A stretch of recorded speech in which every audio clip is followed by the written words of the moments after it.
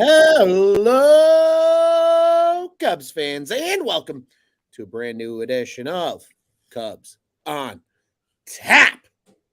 I am Ron Luce. I am joined by the one, the only, with the accent from the deep south, Mr. Tyler Edmonds. Sir, happy Sunday to you, buddy. Happy Good to see you. Sunday. How are you doing today, bud? Ron, I'm good. I'm really good. It's been a good, just relaxing weekend. To be honest, I watched a little college football Saturday. Watched a little bit of NFL. Didn't watch that one team from the north from Chicago today. Sounds like I dodged a bullet. Don't get me Uh, started. I'm good. I know. But I'm good, Ron. We finally won a game. Victory That's good. beer. Victory beer indeed. I'm good. The question is, Ron, how are you? You know, Tyler, separating and segregating my sports fandom into different silos here. As a Cubs fan today, I'm doing great. Really am. I'm in a good mood. They won today. Good I pitch like how you performance just out of said the that. pitching. As a Cubs fan, I'm doing good today. As a Cubs fan, I'm great. Yeah. I'm a little hoarse. for Yeah, other reasons. I reasons. got you. But I'm good. I'm good. The Cubs won a game today. Two really good pitching performances again. This pitching rotation continuing to give us confidence as we get deeper into the season. Even if the offense is cold, it happens. It's baseball, folks. It's 162. As a general person, I'm doing pretty good, Tyler. Pretty good. As a Chicago Bears fan, which I'm going to save a lot of this for Tuesday night for Bears on Tap, I am livid. I am embarrassed. I have fucking had it with this goddamn football trust team. me, I've been on the OX today. Oh yeah. Oh yeah. Insert It's bad. insert the picture of what is it, Buzz's girlfriend. But hey, like you said though, that's okay. That's Cubs fan. We're good today. We are good today. Amen to that, brother. We got some comments here before we get started with tonight's show. Scott saying, let's go. The only professional sports game played in Chicago today was on the north side. Appreciate the comedy, Scott. Lord knows we all need it.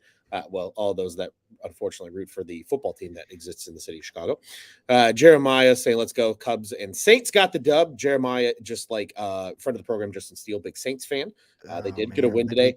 He says stress-free win, but they only won by a point. That would have been a little stressful, at least for me. Personally, for me, not That's making true. judgments. No. But he says, unless you're a Bears fan, yeah, totally. And Mr. Lefevre, who made an awesome guest appearance on Friday night with Not today, Brian. Not today, Brian. Not today. No sweep for you today, Brian. I'm glad. Real quick on the side note, because we talked about it the other day. I'm happy for you. You had fun. We're so glad you had fun at the game. Absolutely. But no sweep today. None. No sweep today. He says, can't wait to do it again next weekend. Yeah, those two teams play again in the near future. We got some Justin Fields talk here from Jeremiah and meant the stress-free as Cubs win. And agreed. And that's a great place to start, Tyler. But let's start with the more stressful part of the weekend as a Cubs fan. Saturday's game. An interesting game.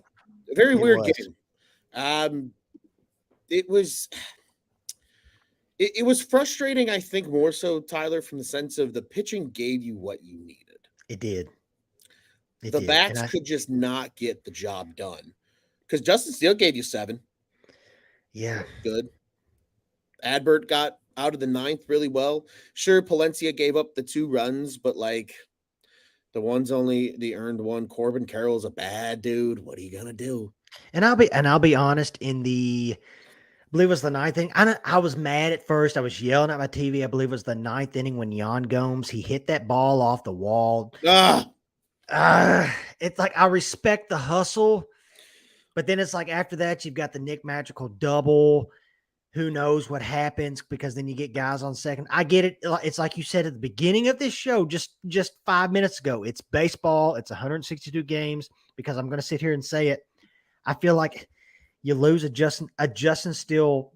If you lose a Justin Steele game, I feel like it's just like a waste. It's like, because he, like you said, he pitched his ass off, and Yeah, it's just one of those. It's just one of those games you wish you could have back. You wish you could almost do over because, man, you see Justin Steele penciled in on the card at the very beginning of the game, and at the Mhm. rate that he's going right now, you're just like, oh yeah, we lost two in a row. Granted, not to go super far back, but granted, Jameson Taillon pitched his ass off the day before, and you're like, okay, we're Sure gonna get did. this one. You're gonna get this game Saturday, and it's just no, but oh well. No. Oh, well, indeed. I'm right there with you with the Gomes play as well. And Brian, very relevant God, comment yes, he here. did. Lourdes played a really Lourdes Gurriel. I like Lourdes Gurriel. I do too. I do He too. was a fantasy staple when he was in Toronto for me for fantasy baseball. Lourdes Gurriel is a guy I'm a big fan of, and Yeah. he played really good defense for a He guy. had an amazing catch. I believe was it Ian Happ he caught that ball off of I and think let so. like how I even tweeted it. How did you catch that, dude? But man, like you said, he is a very under the radar player that people forget about. He is, and he was the big major league piece that went back to Arizona in the Dalton Varsho trade. So Yeah. a lot of people forget about that. But Tyler, I mean, you're right. I'm right there with you, man. Like that Gomes hit, I'm like, yes, Yeah. going off the wall. I'm like, that's great. And then they show him running into the second. I'm like, oh, he's getting I tossed at know. second. And And he's sure done as shit, it's like sure as shit. it's easy to sit here as a fan and yell. I was one of them. I'll raise my hand. I tweeted it. I was Hindsight's like, "Yon, 2020. come on!" It's like I appreciate the hustle. You see that ball. If you go back and watch, because they showed the replay, I will say he had a perfect, like when it hit off the wall. He had a perfect hop. It was right back at him. I'm sure he. Who knows? Part of him probably thought, "Oh, it's hitting. It's at least hitting the wall. It may get stuck in the grass. It may take a weird bounce. Whatever." Dude, it was like the right smack. He was standing right there, just right smack into his glove, turns around. But oh, you see that because right after that, like we said, Magical hits the double. Uh, I believe who was it that maybe Talkman hits like a ground ball to first. It's like a hard he grounded out, but it was a pretty good. I mean, you never know. You never know what could have happened, but Mhm. yeah, sucks. Yeah, yeah, man, it really does suck. It was unfortunate, right? Because Jamer had a very uncharacteristic game for him. 3 Ks in that one. He Yeah, starts the inning off with the game tied. Gomes is tossed out at second. Because then you sit there and you wonder the what ifs. Because yeah, if you only have the one out, and let's say Gomes is on second, and Madrigal hits the double, and let's say Gomes doesn't even score, and it's second and third. And again, I know we're playing hindsight, and it yeah, is what it is, yeah. but I know. you got Talkman in that situation. I think that changes Talkman's at bat. I think Yeah, instead of him trying to roll it over and just put it in the outfield and put it in right field so Madrigal can score from second, maybe he's just trying to put it up in the air yeah. and the And hell let's with it say and let the wind do whatever it wants. And at least you get the run scoring on a sac fly. you get the run scored, and then you have a or you have a Nico Horner up. Who Yeah. knows what could happen? Yeah. Which the dude almost hit a bomb at the very beginning of the game. Freaking cameraman. The cameraman made it look like Torture. he hit it 500 I feet know. out I was like, to left. it's just hitting the scoreboard. No, I'm screaming. Nope. I'm already like, you guys know me that follow me on Twitter. I already had the all caps ready to go. Just Nico! let's go. What? The hell What? was that? Yeah, Like, what was like, that? But like Brian says here, the cameraman yeah, deked everybody. but Everybody. yeah, it's easy to play the go back and the what if and stuff. But at the end of the day, 3-2, Justin Steele on the mound. I just feel like you win that game. Oh well. Yeah. I agree. Jeremiah, like we said with the comment that was just up on the screen, any less perfect throw, he would have been safe. Agree completely. And that was just kind of how Saturday's game went. But I mean, at least Tyler, and I'm just going to put this thought out there. We're going to talk a little more news and analysis here once we get through the 2 games. But you look at the OPSs of this lineup, Tyler, and that above major league average is looking really good right now. Yes, A it lot is. of guys in the eights. Candelario's over 8. Seiya Suzuki's over 8. Belly's over 9 because Belly is just on another freaking planet right now. Yes, he But is. even Nico Horner and Jan Gomes are hovering right around league average in terms of OPS. Both are outstanding average hitters too, though. Jan Gomes is hitting 271 right now. Nico's a flat 280. I mean, they're getting on base. They're coming up in big situations. Just because the OPS number isn't there, it's just because Jan doesn't walk a lot and Nico doesn't slug a lot. Like, that's just the name of the game. But Talkman's a 727. Swanson You've has got come a down a you've little got a bit. lot of guys on this lineup that, and I know everybody in this league's a professional, so don't yell at Absolutely. your TV, don't yell at your phone when I say Don't this. yell But at the clouds.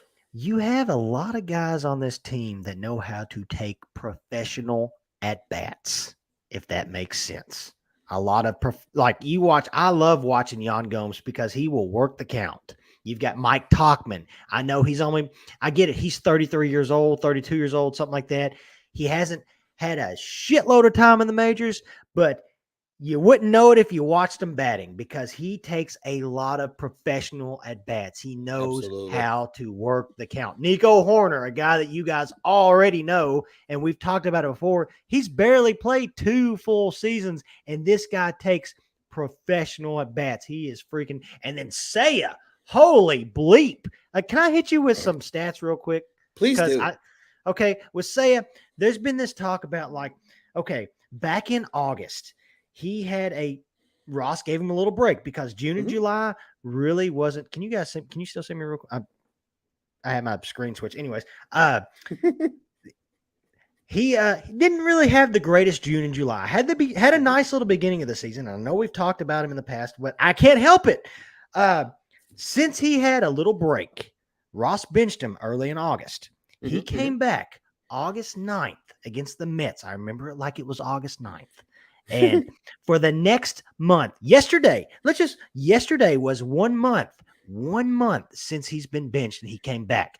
Yesterday in 29 games, here's his slash line: 361, 407, 713 for a 1.120 OPS, 7 bombs, 3 triples, 11 doubles, freaking 21 RBIs. You could argue, here's the thing, in that same time frame, Cody Bellinger, 285, 307, 517, which isn't bad. That's an 824 OPS. It's great. 7 home runs. I'm not knocking Cody Bellinger because he's been a freaking amazing too. Seiya Suzuki in this last month, you could argue, has been the hottest hitter on this team. And it's about freaking time that people start talking about him. I know, I'll watch MLB Network. They're kind of starting to talk about him a little bit, but the dude, I'm telling you, man, since that, and that's sometimes that's all guys need is just a little break. Maybe just set him down for a day or two, just relax. Hey, let him know, look, I believe in you. Just take this break for a second. Yeah. Take this break, come back, rejuvenated, revamped, ready, and he's taken it and just and I love how Ross hasn't been like, okay, so he's smacking the ball right now. Let's throw him up in the lineup. No, I like where he's at.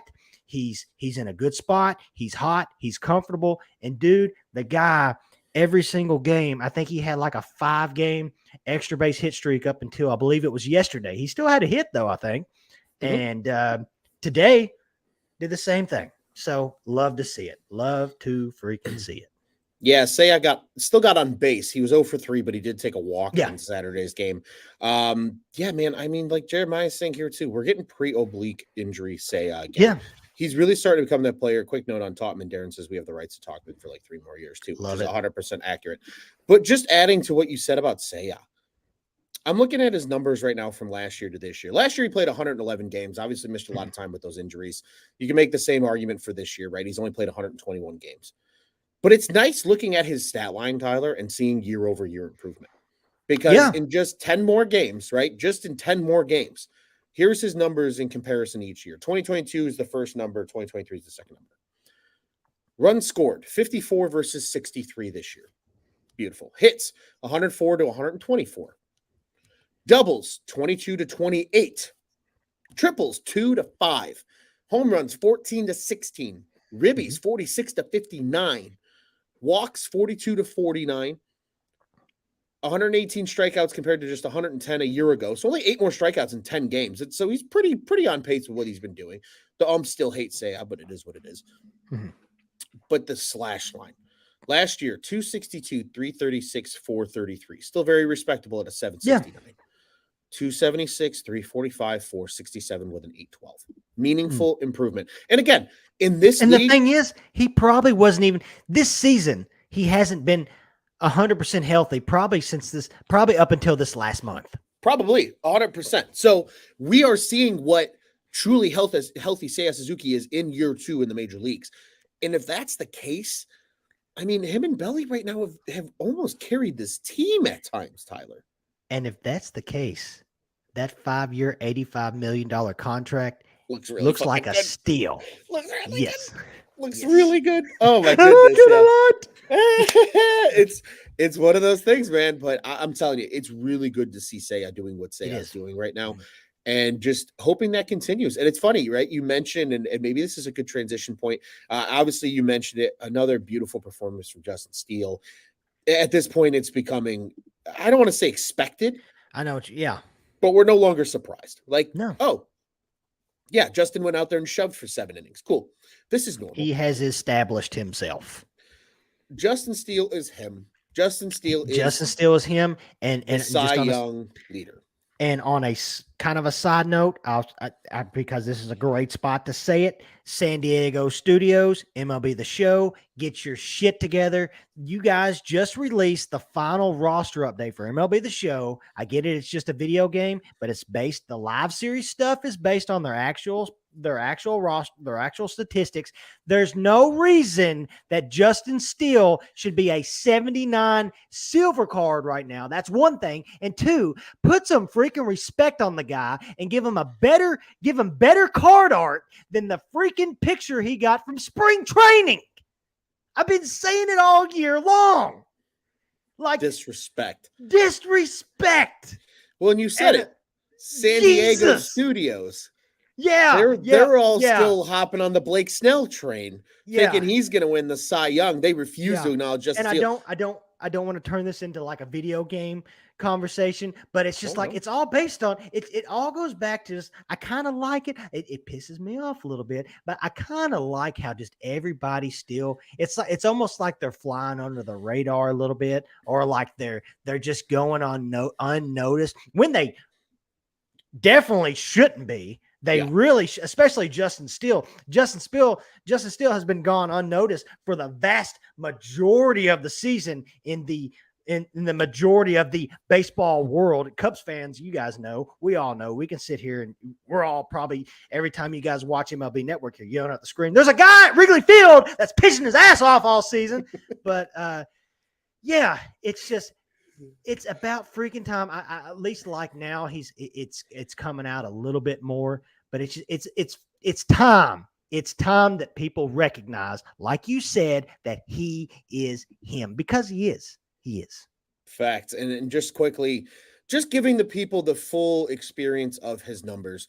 Just some notable numbers from last year. Last year, he made 24 starts, 3.18 ERA. He was 4-7 record-wise, only pitched 119 innings, 126 Ks to 50 walks last year, Tyler. This season, Justin Steele is 16-3.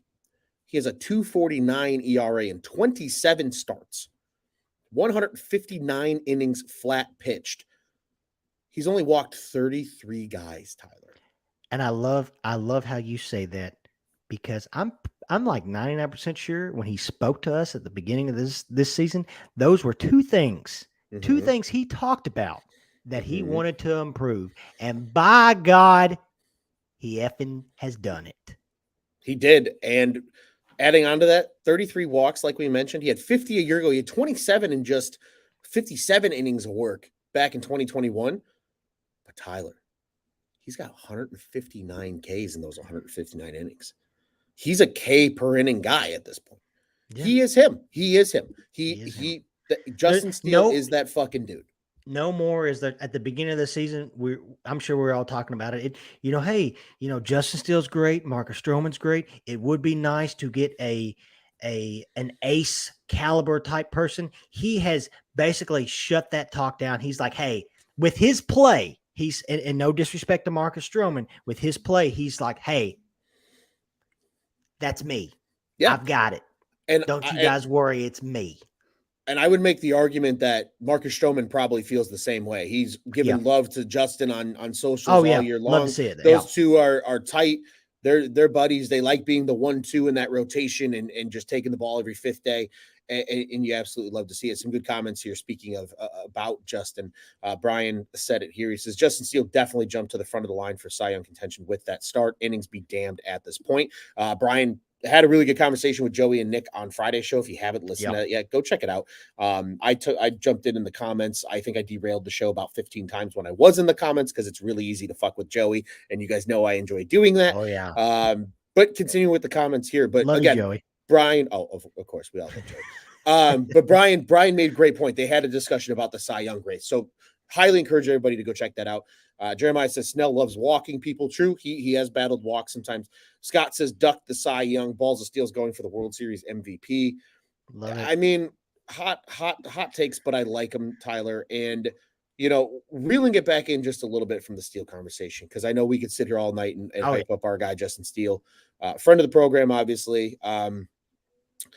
We won't share all the details. We're going to keep things private that are private, but we DM'd him recently and got quite the response, quite a funny response. We miss Justin.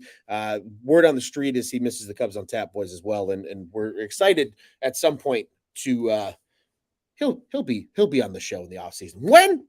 Have no idea. I can't tell you that just yet.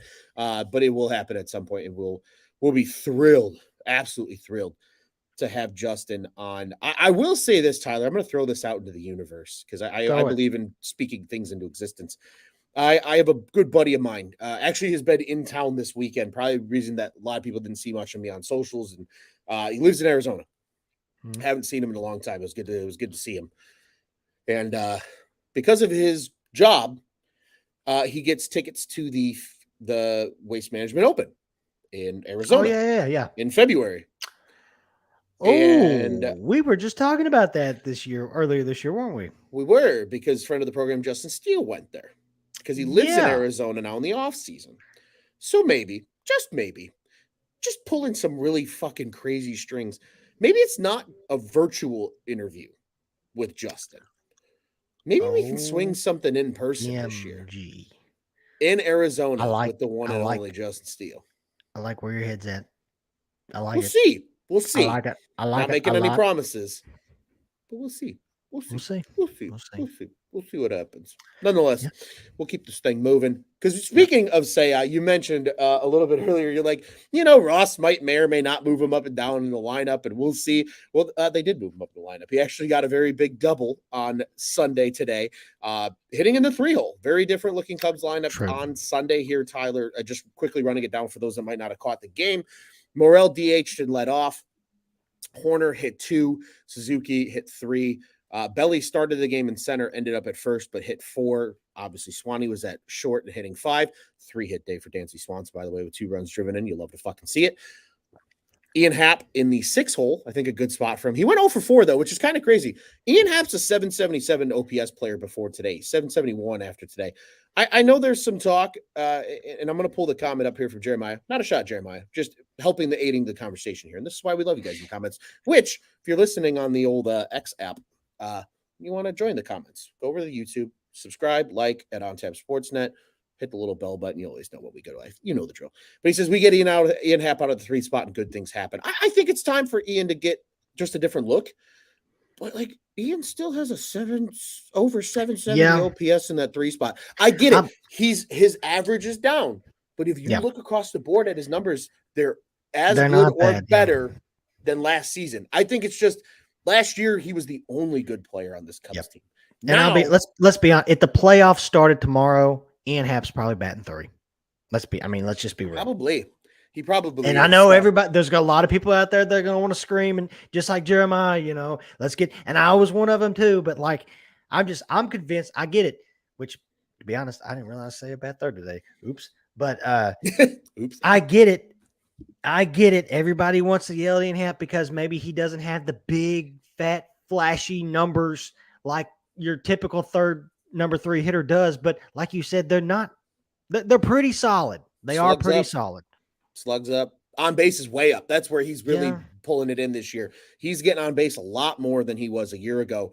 Last year it was, excuse me, he was walking less, getting on base more with a higher average. This year, getting on base more, taking more walks. Maybe the average suffers a little bit, but still doing good things to help this team win. Nonetheless, he was in the 6 hole. Jan caught in the 7 hole. Candelario started at first in the 8 hole today. 0 for 2, and then they pulled him for Talkman. Talkman technically didn't record an official at bat, but he did walk in his only plate appearance. And then Nicky Madrigal played third base and hit 9 today, had a hit in 3 at bats. So, I mean, that was your lineup. A good outing from Hendricks, 5 2/3, just the 2 earned runs, 1 walk, 4 Ks. Jose Cuas comes in and gets 1 inning, but or just the third of an inning, but the Dude has been hold is lights there. out. Dude has been a Lights out. dog. A He- dog since he's he- came here. He has been a dog. Jose Cuas has been very good. For those that didn't see, the Cubs tweeted out the graphic about what is it, a 149 ERA, I think, for Jose Cuas since joining the Cubs. Oh no, Lower? no, it's lower. Okay, so here's the thing about Baseball Reference. I love Baseball Reference. I just wish they would update their stuff like MLB, like MLB. ASAP. Yes. So Mhm. coming into today, before today's game, he had a 1.20 ERA since he's been with Chicago, and that's in 15 innings. So today would be 15 and a third. He Mhm. has 10 strikeouts. Here's something impressive: a 163 opponent's batting average. That's dirty. Nice. And I'll give you nice. I will give you the number right now. It is 117 now after today 117 because of the it's third. got to be lower. Yeah.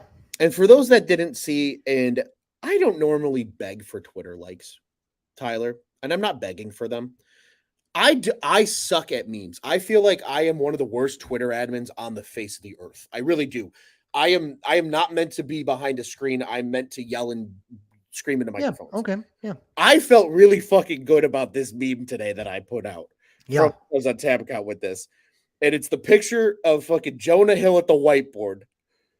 And it says, Jed, this is Jose Cuas. It's so true. He It's throws so a little true. funny, but he's nasty and a quality ad that we can optimize. And I'm sure it's like he's on the Kansas City Royals. Oh fuck.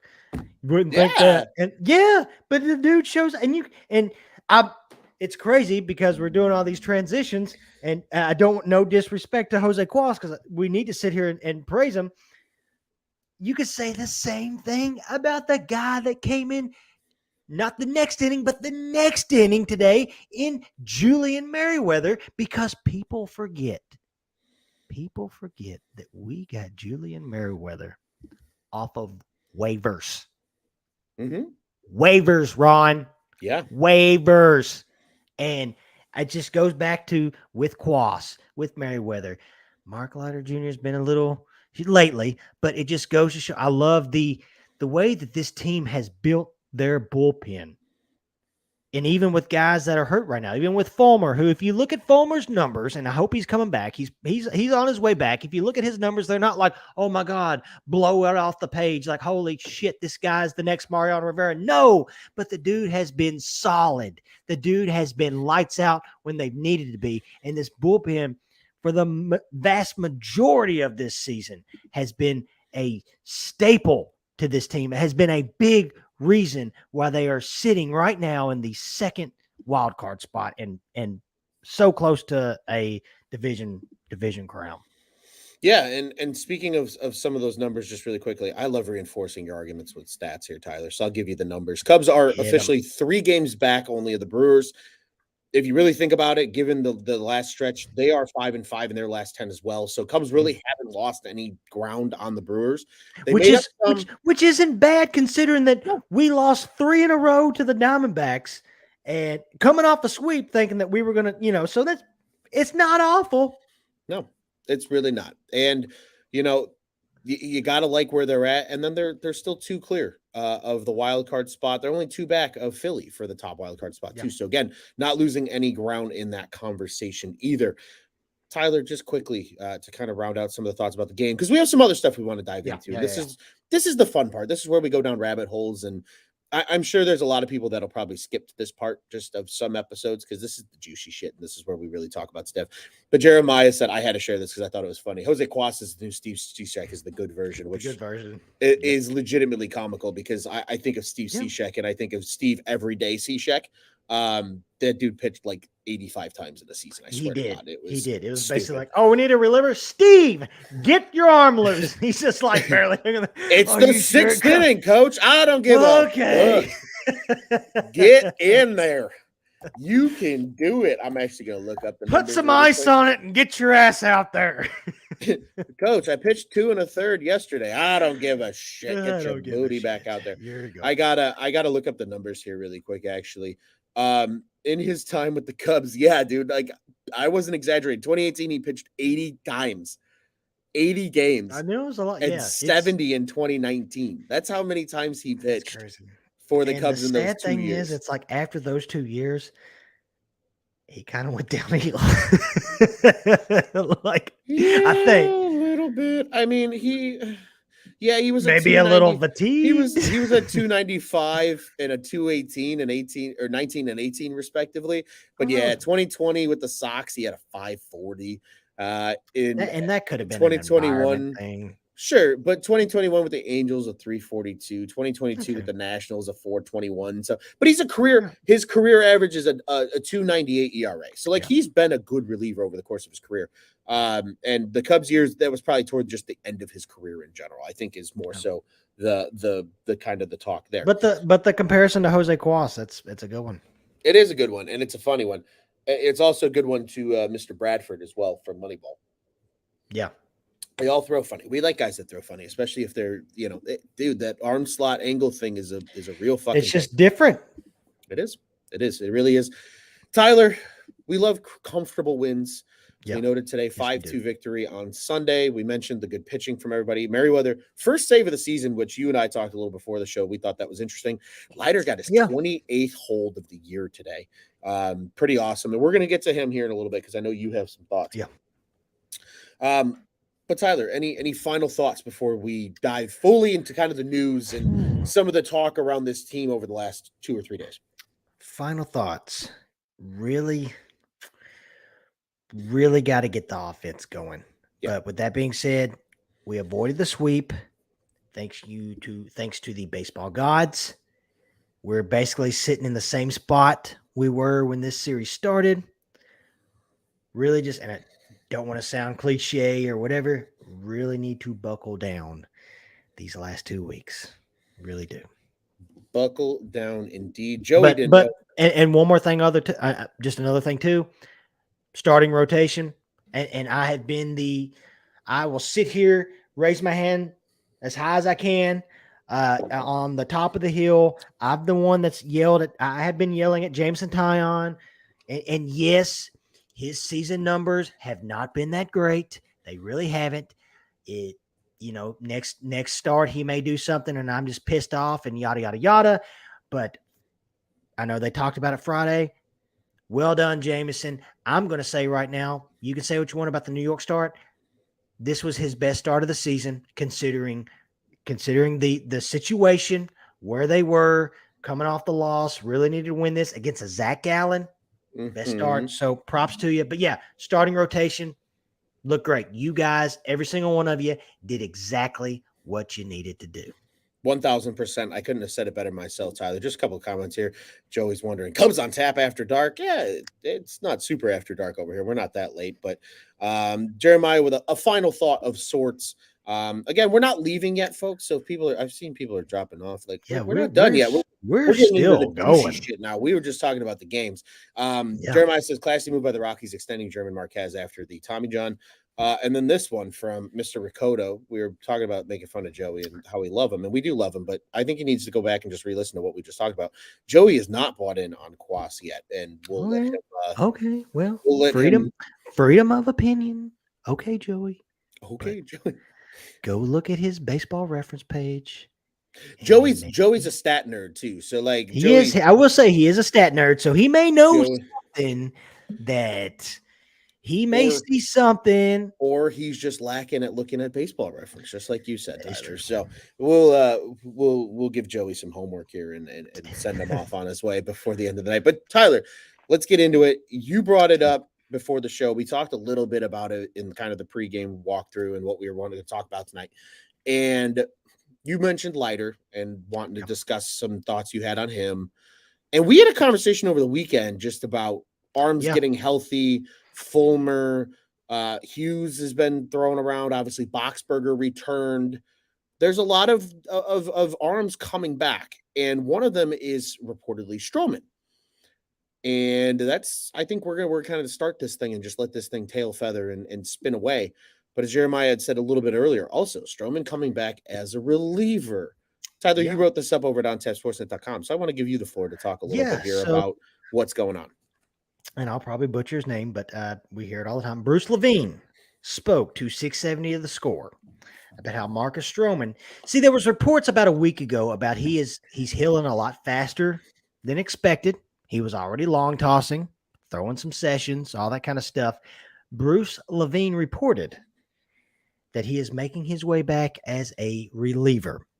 And then there was some other talk. There's only been two. There's only been two things about this about Stroman that I've seen. That you guys that are listening may have seen other stuff, but there was another comment out there that Stroman is making his way back as a reliever and is returning as soon as September 15th.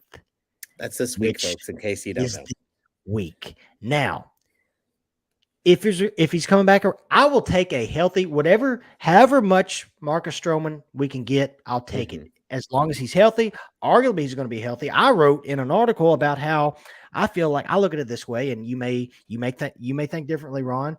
I look at it as the dude's guaranteed, I believe, $21 million next year if he takes his player option. So in my head, I'm thinking, well, would Chicago really risk injuring Marcus Stroman in rehabbing back for this half, even as a bullpen arm? Would they risk doing that if they know they're probably going to have to pay him $21 million? Me personally, I don't think so. I feel like if that's the case, he must be healthy. Now, healthy enough to be a starter, it doesn't look that way. I don't care. 2-3 innings of Stroman, I'll take it. 2 or 3 innings, even if it's an opener. I'll take Stroman in 2 or 3 innings as an opener if he can give me 30, 40 pitches and then just figure it out from there. I mean, hell, we've done it in the past in that Cincinnati series. So, yeah, it is interesting. And in that same note, like we talked about before the show, and I'll let you talk as well, it raises a lot of questions if Stroman does come back. If Michael Fulmer, who's set to come back pretty soon, who goes? Who stays? Who goes? We can discuss it, but yeah, Stroman coming back possibly this week. It raises some eyebrows. It raises my eyebrows. It sure does, and it raises mine as well, too, Tyler. And I think that's largely due to, right? We all knew that Stroman was working back, and you heard about the Yeah. bullpens, and you heard about the Arizona work and things like that. But we really didn't get any like, hey, he's coming back circa X, right? Yeah. And maybe that was something that was discussed in Arizona amongst the Cubs brass and Marcus. And the front office said, hey, look, how you feeling? If he's like, I feel healthy, I'm just not worked up, ready to be a starter because I haven't pitched in 45 days. His last start was July 31st. I believe it was against the Reds, July 31st. Almost 45 days. Legitimately. We're really not that far off of that number. It might have been a consensus agreement of him being like, hey, look, I can still come back and give y'all 3 innings, though. Yeah. And especially because, let's be frank, and this is what I think, Tyler. I think your playoff pitching rotation's coming into form. I think these next couple of starts for Jameson Taillon are very important. Yes. Because if he looks like he did over the weekend, or even anything remotely close to that, he's at least your 4th starter in the postseason, in my opinion. Do you agree? Do you disagree? Before his last start, depending on how Friday's start went? I was going to ask you this question, and let's just say Thursday or okay, you know what? He's probably got what 2 starts left. Tyone throws again. What he threw Friday, so he'll throw again Friday against the D-backs. Yeah, we're looking at 2 for sure, maybe 3. I'll for playing Uno right now, I will toss you a reverse card. I swear I wasn't flipping you off there. No, I these know. I'm laughing about the Uno reverse card, not the fingers. So let's say his last 2 starts are like the vast majority of his starts. Mm-hmm. Does he make the playoff roster? I hope so. It goes to show. It goes to show for Jameson just how important it's crazy to even to be honest, I'm glad we're talking about this because who knows at the beginning of this season, a lot of us there was a lot of people that probably didn't expect the Cubs to be in the position that they're in right now to be on the verge of possibly winning this division. But it just goes to show how important these next 2 starts for Jameson are, because this start he pitched against Arizona. After this start, because you've got obviously still one. You've got, you could do Assad, Hendricks. You could argue that all day long. I know Assad had his, and he wasn't even awful on Thursday. He just wasn't his normal self. But you could say Assad. Kyle's been Kyle. Yeah, he may give up a run or 2, but he's throwing you 5 or 6 solid quality innings. Yeah. And then hell, you've got Jordan Wicks, who, yeah, I get it. He's only thrown 2 games, but the dude's been nasty. Mm-hmm. So it just goes to show just how crucial for Jameson these next 2 starts are. Agreed. And the only thing I'll say about that is not that it's I don't want to put any bad voodoo towards this series in Colorado we're coming up to, but Colorado how it goes. You know how the baseball gods work. Mm-hmm. Colorado just missed out on the playoffs. I think today's lost. They're done. And you know what they say about people that got nothing to lose? They are the most dangerous. And so they head into, to be honest, I almost look at this as it's almost like a tryout. It's almost like a tryout between Jordan Wicks, Jameson Taillon. Who wants it? Who wants that 4th start? And isn't that crazy? Isn't it crazy how me and you are sitting here having this conversation as far as who's the 4th starter in a playoff rotation, when at the beginning of the season, we were talking about who's the 5th starter between Javier Assad and Hayden Wesneski. And A, Javier Assad's probably bumped up a little bit more. And B, Hayden Wesneski's not even in the rotation anymore. It's crazy. It's crazy. It's the story of 162. And I think that's why baseball has such this fantasy that I think a lot of other sports don't have, because it is such a long season.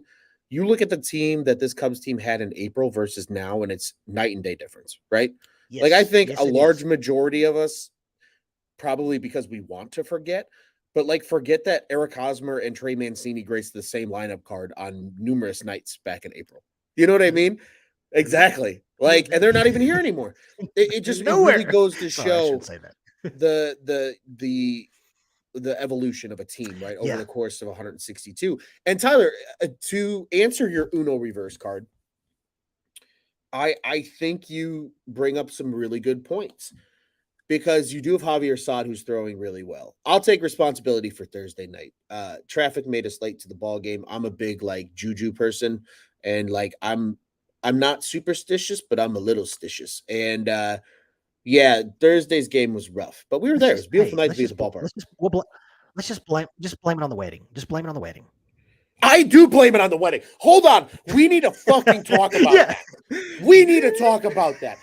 Because you were there. Sitting in the fucking bleachers, and we're sitting there, right? And we get into the ballpark. The game had just started. It's top of the first. Assad's on the mound. We are we're just waiting in the beer line. Gotta get a beverage. Yeah, have to. And the lovely ladies who are in the left field bleachers at the Goose Island stand. Everybody knows who they are. It's always the same group. We're talking amongst themselves as we're getting beer. They're like, "Oh yeah, there's a wedding," and I was like, "What?" And I was like, "Did they have the wedding already, like before the game, and everybody just didn't change and is like watching the game? Like, what's going on?" Because people are walking around in dresses and stuff. And then all of a sudden, we're sitting there, and we look over, and I'm like, "What the hell?" And my girlfriend's like, "Do you see the fact there's a fucking wedding going on?" And I'm like, "That's wild." And of course, me being the sarcastic prick that I am, I'm like, wouldn't it be fucking terrible if somebody gets a hold of a ball and then that whole wedding party has to freak the fuck out because a whole bread ball's coming at him? Like, that would be legitimately terrifying. I was like, knowing my luck, that would happen. Like, if that was my wedding, that ball is earmarked for my head just because, you know what I mean? Yeah. But like, it really was a weird fucking night at Wrigley. It really was. It was. I think the 640 starts in the month of September are really fucking with people. That is my one petition. They're fine in April and May, Cubs. So like They're fine in April and May. So like did they like have like as far as like did the because I kind of I'm trying to picture this. Did they like you're sitting there? Was there like does somebody have like a speaker out and they just came No, walk? Did they just no. both stand up or did one of them just come down the steps and They here had they like are? they had a full blown like wedding party Mhm. in these bleachers. Like everybody's standing in this little small V in the bleachers, and at the bottom of the V in the left field well, everybody knows what I'm talking about. Like past where bleacher Jeff sits toward the foul pole. Yeah. It's like a legitimate priest with a Bible Yeah. and That's all a that matters. woman in a wedding dress and her husband's suit was sick. It was like a Cubs themed suit. It was dope. It was really, really, really cool. But it was absolutely. And here's the funny thing: Darren says no weddings in There's no baseball. weddings. Jeremy says, to be fair, I can't think of a better place to have a wedding. Not in the middle of the game. Yeah, you got to Not in the do it middle of the before the game. game. Do it before the Yeah, game. get married in the In bleachers before the game. the situation of the season, you've got to think of the team before. It Like, was come on, every married couple knows that. Yeah. You've got to put the team first. Well, and I'm Come gonna on. we all unfortunately put out in the universe that they got married on a night the Cubs lost. So Yeah, and let that be known. just played out of his butthole. You know. Yeah, don't get me started about Cubs Yeah, killer yeah, Tommy yeah. Pham. Joey says, did they schedule it out to have the wedding the night Mallory threw the first pitch out to Dansby? I don't know. That's a fair question though.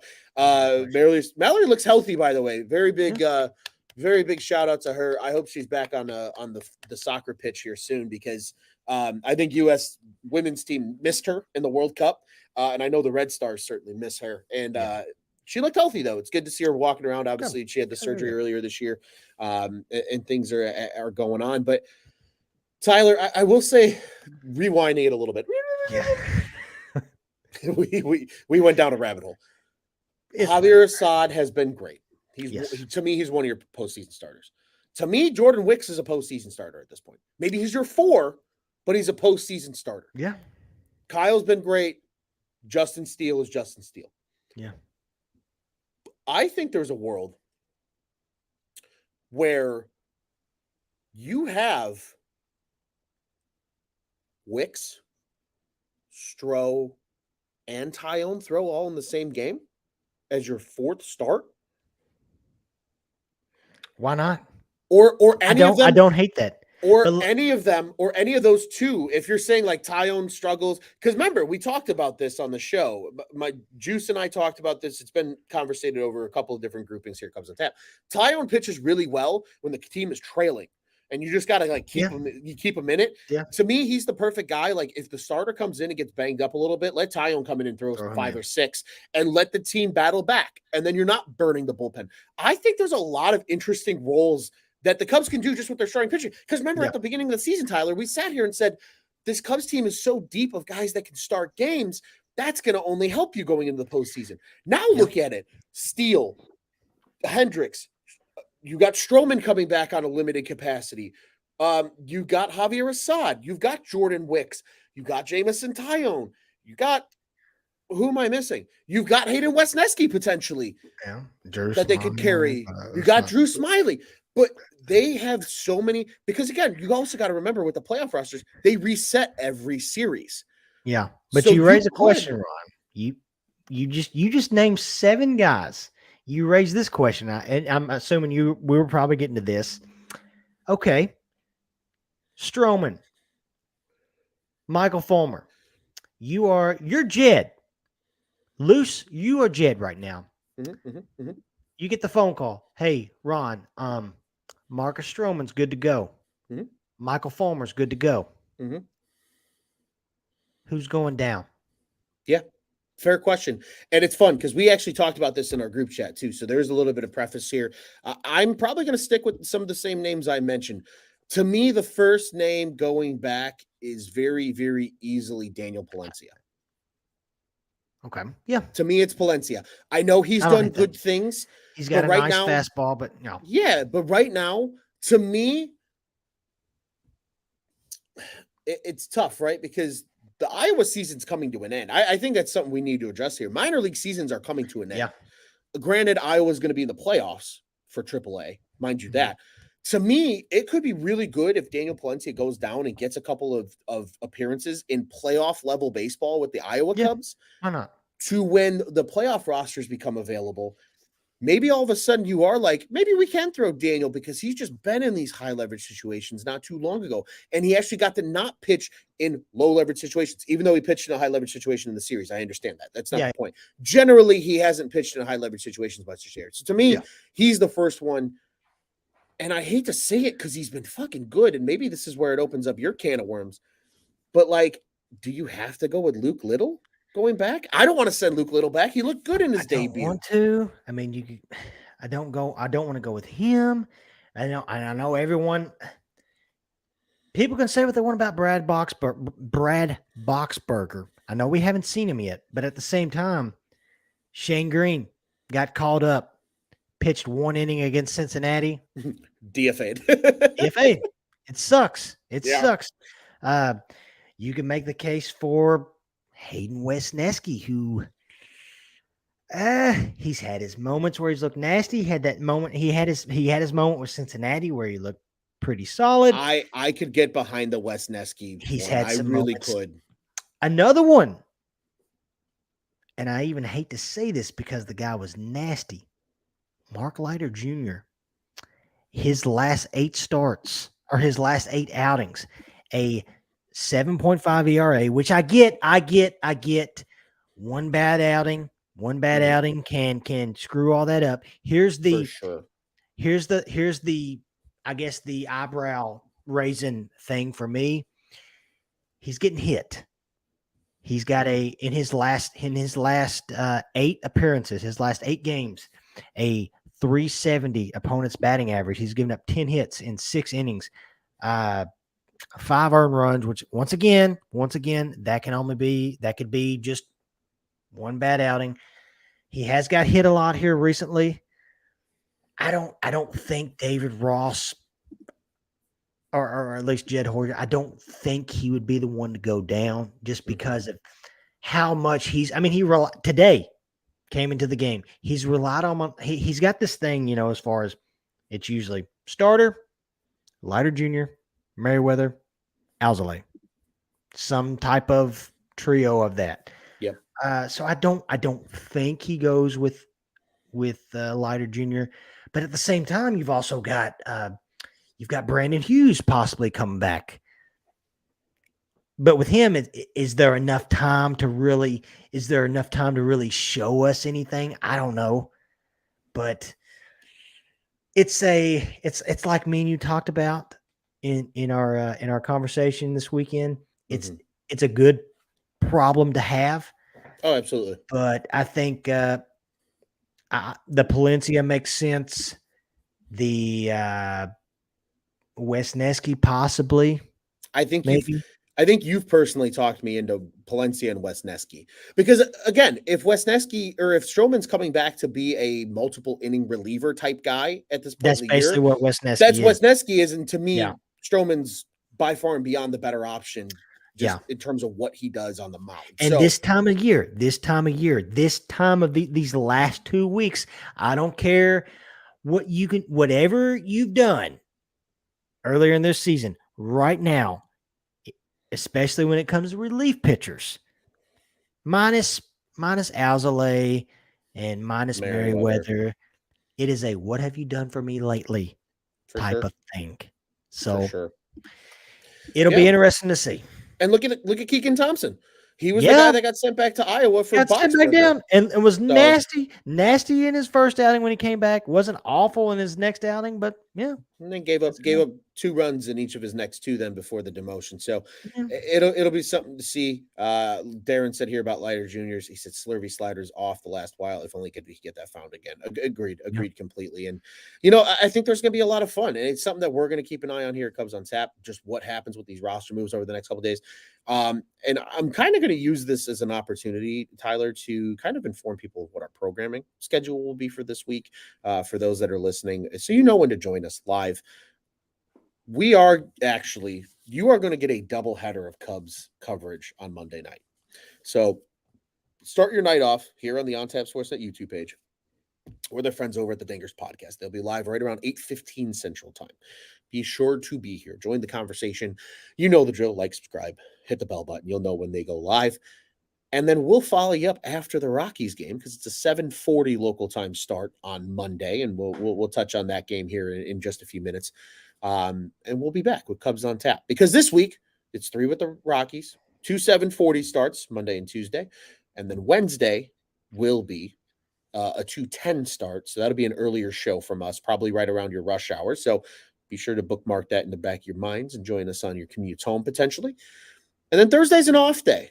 A lot of off days coming up. Next couple Mondays also off days. So then you will will hear from the Dingers guys, and they will just be talking state of the team. There will be no game action on to be multitasking. Be a lot of good conversation inevitably coming from those guys in those 2 shows.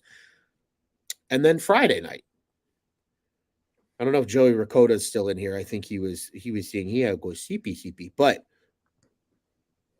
there might be some Cubs on Tap after dark on Friday night. It's an 8:40 start out in Arizona.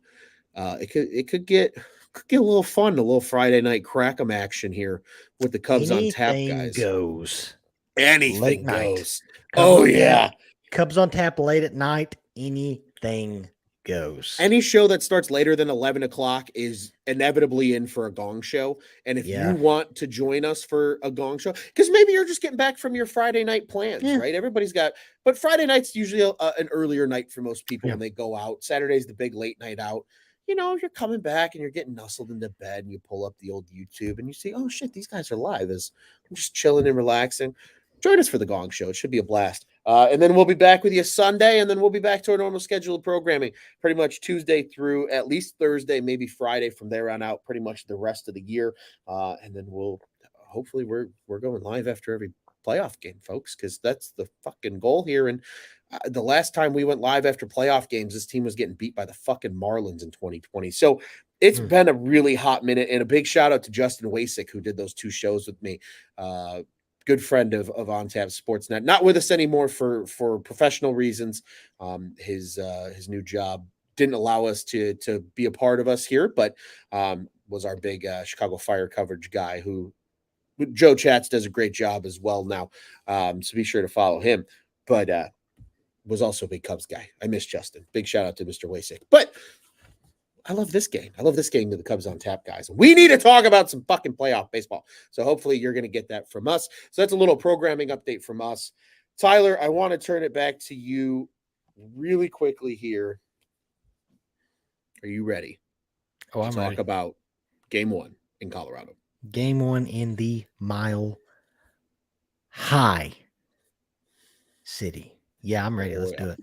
Let's do it, baby. Cubs are in action on Monday, September 11th. Yes, tomorrow is 9/11. It will be a 7:40 start local time for the Cubbies at 6:40 Mountain Time Zone out in Denver, Colorado at beautiful Coors Field. It's a ballpark I need to get to one of these days. For the pitching matchup, you know the drill. This is a Marquee Sports Network 670 The Score game here in the Chicagoland area, but it is the lefty Jordan Wicks on the bump. Wicks 3-0 in his 3 starts. First pitcher since 1901 with the Cubs to start all 3 games and record wins in 3 straight. He's a 2.16 ERA with just those 13 Ks. And on the other bump, it's another lefty. This time it's Kyle Freeland. The lefty for the Rockies is 6-14 on the year, a 5.09 ERA and 91 Ks. And just like you said, Tyler, the baseball gods are weird. The baseball gods have ways of doing shit. This Cubs team has never been able to hit guys with high ERAs all season long. Hopefully something fucking gives on Monday. But Tyler, what the hell do the Cubs need to do to start off this Rocky series on the right foot? Oh, me. It's been something that we've talked about a lot lately, but especially here's the thing about Colorado. Yeah, they are 51-91. I get Yikes. it. That record is not great. They just got eliminated from the playoffs. I don't care what you say. Playing in Colorado, even if it is Colorado, playing in Colorado is just different. The ball flies differently there. But hey, Jordan Wicks, if that changeup is changing, might be a nice thing. But with that being said, the bats got to show up. I know this weekend they really weren't there. The bats have to show up. I don't care, because here's the thing about Colorado. They're probably these next 2 weeks for Colorado is probably like a what do we have? Who's going to show me something? Yeah. Some young fart that's probably played in the minors the whole league. Hey, he's going to get probably a lot of playing time these next 2 weeks, maybe this series, maybe a few guys. So you're going to have a lot of like hungry players just looking to prove themselves. So don't take this series lightly, but bring the bats. Bring the bats, because as we all know, the ball flies out of this place.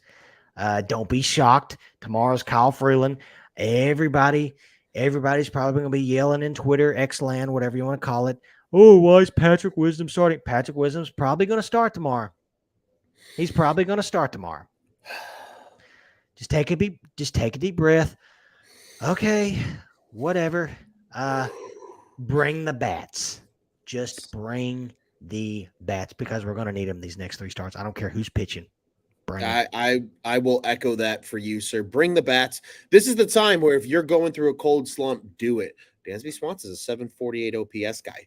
Let some of these guys tee off like that. Yeah. That's good for the confidence, right? Yeah. I'm going to take a line there. Tyler, you've learned this. A lot of people that listen to Cubs on Tap have learned this. There's a handful of sports movies that I pull a lot of quotes from in all of these shows. Moneyball is certainly one of them. But another one of them is The Longest Yard, and more notably the Adam Sandler version of The Longest Yard. And just like in The Longest Yard, when the Allensville State Penitentiary needs to get back to their winning ways, well, like Paul Cruz says, you need a tune-up game. Yeah.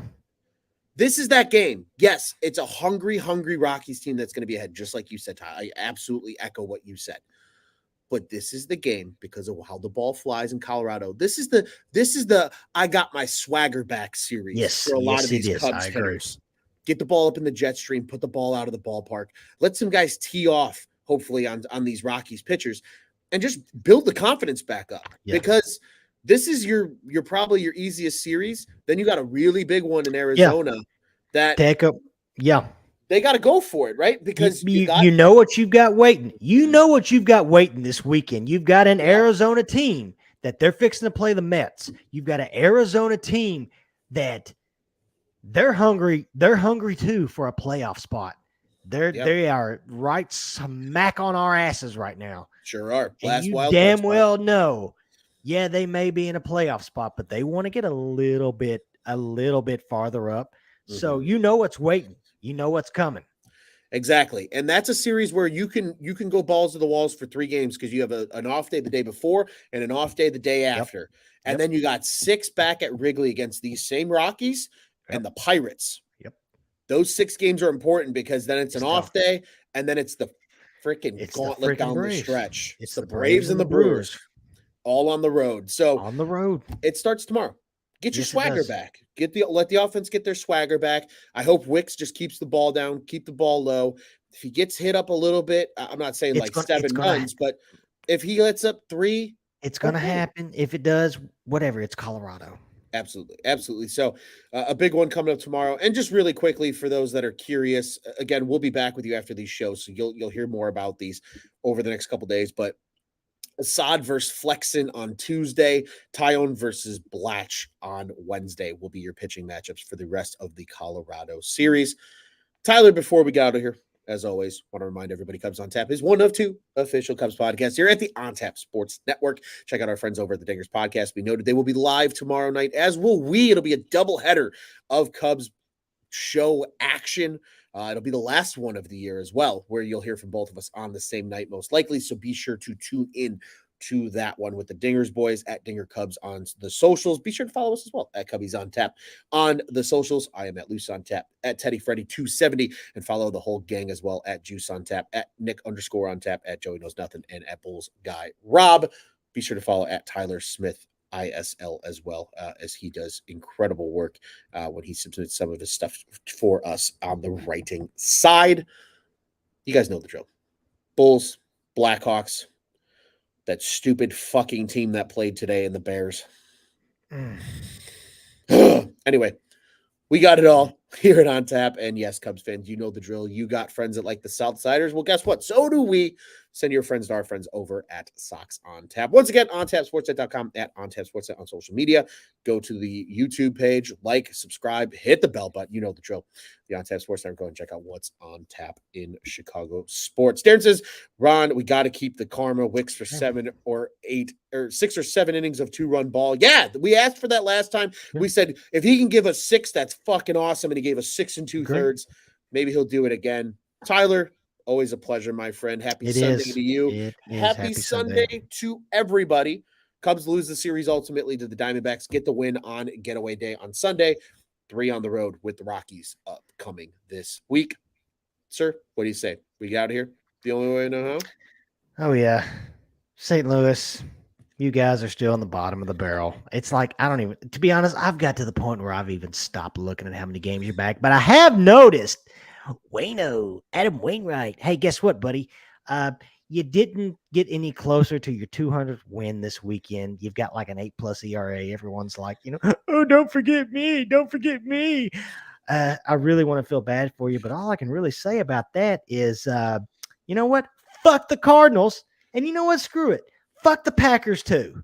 Yeah, let's go. Scott even says, I'll take all the bad things I said against the Cardinals if they sweep the Brewers next week. And even he says it, Tyler, from the top rope.